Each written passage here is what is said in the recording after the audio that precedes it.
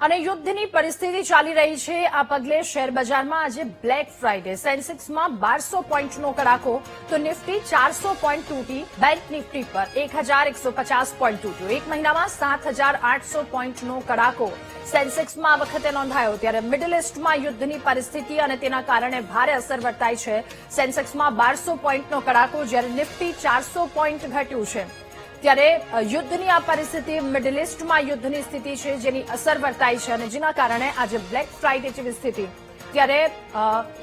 bank Nifty પણ 1150 point જેટલું તૂટ્યું છે તેની અસર શું વર્તાશે આગામી સમયમાં સ્થિતિ શું રહેશે એ તમામ અનેક મહત્વના સવાલો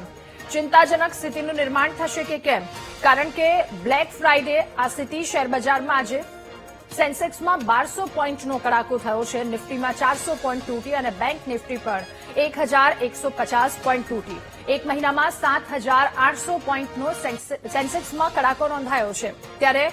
શેરબજારની આ હાલત છે 7800 પોઈન્ટનો કડાકો છે યુદ્ધની પરિસ્થિતિ મિડલ ઇસ્ટ ભડકે બળી રહ્યું છે સતત 13 થી 14 દિવસથી આ યુદ્ધ ચાલી રહ્યું છે એક બાદ એક ઈરાન ઇઝરાયલ અને અમેરિકા દ્વારા હુમલાઓ કરવામાં આવી રહ્યા છે આ તણાવભરી પરિસ્થિતિની વચ્ચે શેર માર્કેટ શેર બજારની આ પરિસ્થિતિ છે ભારે અસર છે મિડલ ઇસ્ટના યુદ્ધની સ્થિતિને આજે બ્લેક ફ્રાઇડે